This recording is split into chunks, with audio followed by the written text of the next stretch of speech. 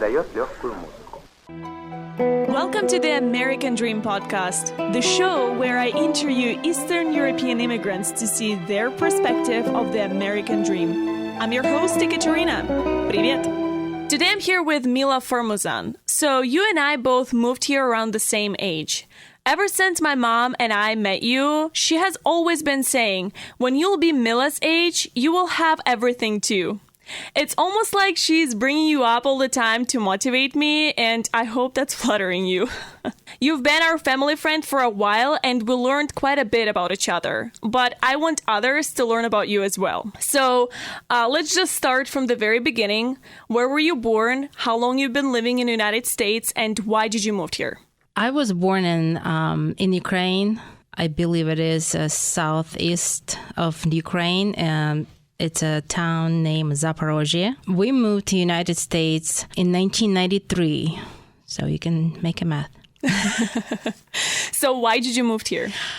I came with my parents, with my family, because the whole family, except my older sister, moved to the United States, and I moved with them. Okay, so we kind of have a similar stories because I moved here with my mom, so it was kind of like a family immigration as well. Yes. What was your life plan or expectations when you were moving here? As a teenager girl, when you know American life as from the movies, nice houses, nice cars, nannies, housekeeping, doing your housework, and then but when you come to reality, to real American life, then you see that it's totally different. And to earn everything, you have to work hard to get to that point, to have nannies, to have housekeeper, to have nice cars. And when we came to United States, this is where the dream was changed. So basically, you start getting to real life, to earn all those things, and to get successful in America. Did you have a specific plan when you were moving here as a teenage girl? Nope. No. Mm-hmm. I actually had a specific plan. I wanted to get a degree just like all my family does, and I wanted to be rich and famous. That's good. So I'm working on it. When you really start living the life in the United States, not like living in Ukraine and you just thinking about the life, it's good and, I'm going to have education, No, but when you become a resident here, when you live, when you start working, when you start earning money, when you start paying bills, when you're going to be responsible for everything, this is where you change. And of course, you think, I should have gone to school. I should get a better degree. I should get even though some people, they can earn money without degree, but you see, it's better to have something from education. You have two kids. They both were born here in the United States. Yes. What is the biggest challenge in having American kids? Was there a challenge at all? The big challenge was because I have a big gap between kids.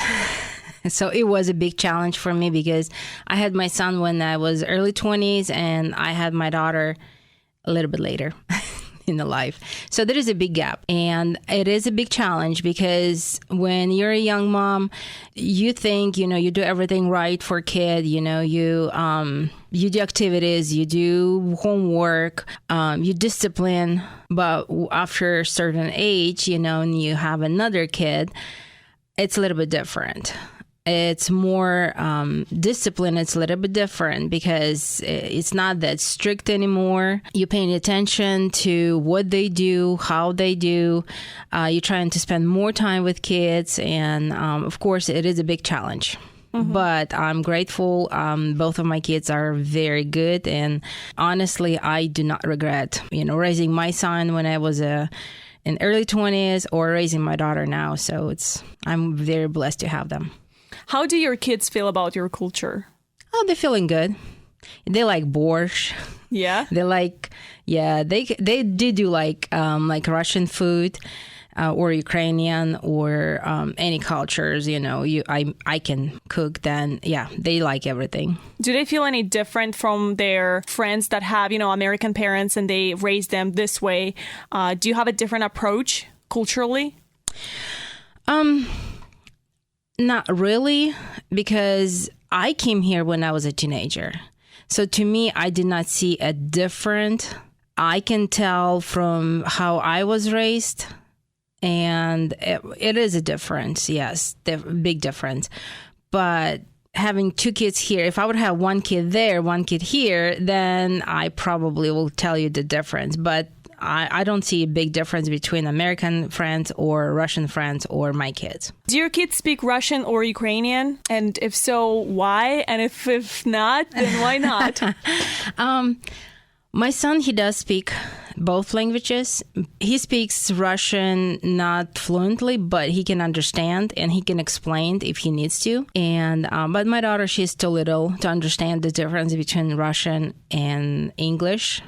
But sometimes she can say something in mixing words, Russian and English words. So why did you decide to keep your language in family? Some immigrants that are moving here, they just speak to their kids in English because they're living here in the United States.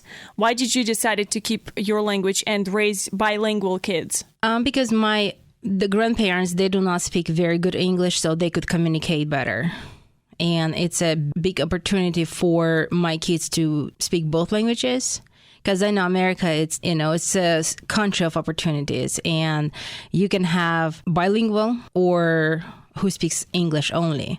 And of course, the more opportunity, and I always tease my son, you can, if you speak both languages, you can have secrets from your American friends.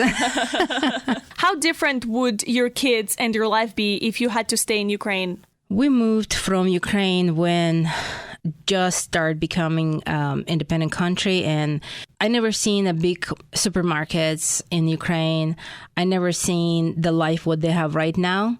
So to me, it's a huge difference. I cannot tell exactly how I would raise them there because it's a totally different country now when I used to be there. So we used to have everything under control by government, and we didn't have nothing in the stores. We have everything is minimum, whatever for the family to survive during the day. And sometimes I had to wake up 5 o'clock in the morning to get enough bread for the family. And we had a big family, and it was different. But for now, I cannot tell exactly because I don't know how my life would be there if I would stay there, because to compare the country I used to live and I left and country now, it's 2 different countries.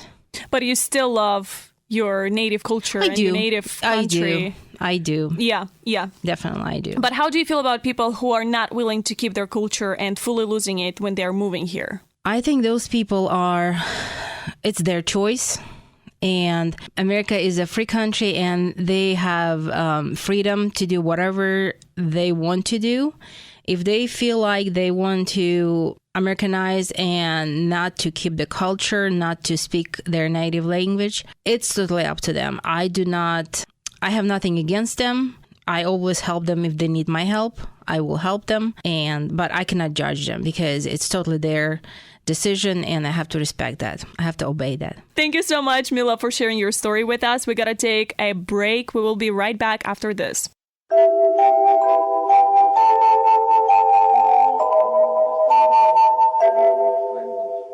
Welcome back. You're listening to the American Dream podcast. I'm your host, Ekaterina, in a studio with Mila Formuzan.